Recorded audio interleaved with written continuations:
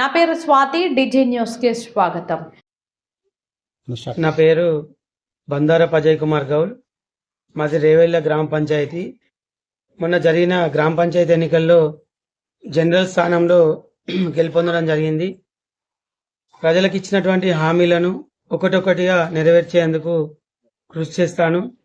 ముఖ్యంగా మా సమస్య, గతంలో భూములు ఇవ్వడం జరిగింది, కానీ ఆ భూములకి ఎవరి ఎక్కడున్నాయో ఇంతవరకు కూడా వాళ్ళకు ఎలాంటి ఆధారాలు లేవు. హద్దులు అనేది పెట్టడం జరగలేదు. దాన్ని మొట్టమొదటి సమస్య అది.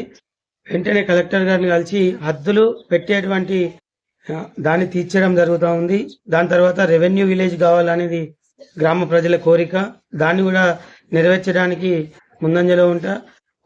కొంత మురికి సమస్య ఉంది. దాంతో పాటుగా కూడా కొన్ని సీసీ రోడ్లు మరియు వాళ్ళ సమస్యలను కూడా ప్రజలు, నేను ప్రచారానికి వెళ్ళిన సందర్భంలో చెప్పడం జరిగింది.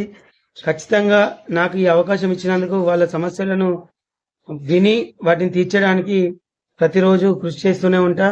ముఖ్యంగా ఈసారి ఎన్నికల్లో ప్రజలంతా కూడా యువకులను అవకాశం ఇవ్వడం జరిగింది, పనిచేస్తారని నమ్మకంతో వాళ్ళకు అవకాశం ఇచ్చారు. కాబట్టి వాళ్ళ నమ్మకాన్ని నిలబెట్టే విధంగా అధికారులకు ప్రజలకు సమన్వయకర్తగా వారి సమస్యలను పరిష్కరించడానికి వారి ఇంటి వద్దకే వెళ్లి వారి సమస్య తెలుసుకొని అక్కడే వారి సమస్య పరిష్కారం అయ్యే విధంగా కృషి చేస్తా. ముఖ్యంగా నిరుద్యోగులకి ప్రైవేట్ రంగంలో ఉద్యోగాలు ఇప్పిస్తా అని చెప్పడం జరిగింది. ఇప్పుడు మండే నుంచే ఆ కార్యక్రమాన్ని ప్రారంభించిన, త్వరలోనే కొంతమందికి ఉద్యోగ అవకాశాలు కూడా ప్రైవేట్ రంగంలో కల్పించడానికి ముందుకోవడం జరుగుతుంది. నాకు ఈ అవకాశం ఇచ్చిన ప్రజలందరికీ కూడా ఎల్లవేళలా ప్రతి సమస్యను పరిష్కారం నాతోనే అవుతుందని నేను అనట్లేదు. సమస్య పరిష్కరించడానికి పోరాటం మాత్రం 100% నాతోనే అవుతుంది.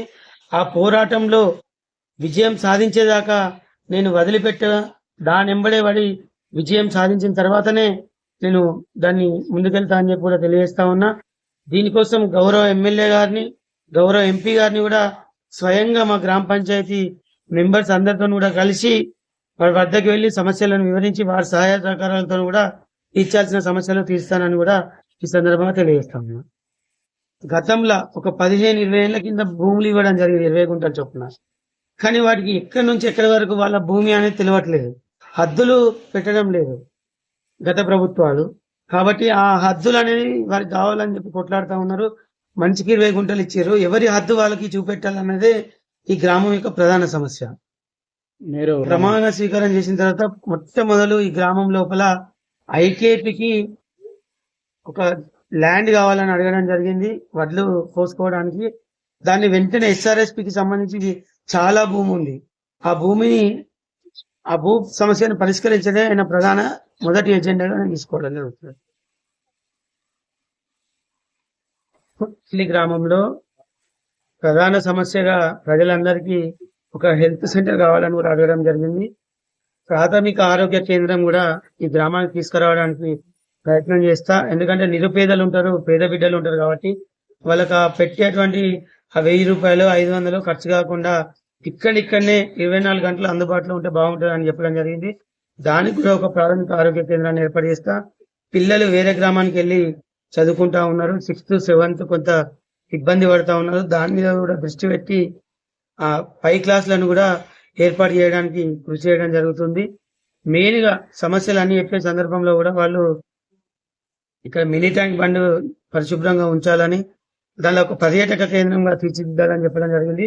దాన్ని కూడా ఖచ్చితంగా విత్ ఇన్ షార్ట్ పీరియడ్ లోనే దాన్ని నీట్ గా చేసి ప్రజలకు అందుబాటులోకి తీసుకొచ్చి, ఎందుకంటే చాలా మంది యువకులు దానిపైన రన్నింగ్ చేసి మన పోలీస్ నౌకరు కూడా కొట్టడం జరిగింది. చాలా మంది చుట్టుపక్కల ప్రాంతం వాళ్ళు ఓపెన్ జిమ్ కూడా కావాలని చెప్పడం జరిగింది. వాళ్ళందరికీ కూడా ఇక్కడ మినీ ట్యాంక్ బండ్ నీట్ గా చేసి ఓపెన్ జిమ్ పెట్టి వాళ్ళకి అందరికీ అందుబాటులోకి తీసుకొచ్చే ప్రయత్నం కూడా చేస్తానని చెప్పి తెలియజేయడం జరుగుతుంది. ఉంది, కానీ ప్రజలు ఆల్రెడీ ఇల్లులు కట్టుకొని ఉన్నారు. వాళ్ళని మద్దతుతోని వాళ్ళని ఒప్పించి చేసే ప్రయత్నం కూడా చేస్తాం.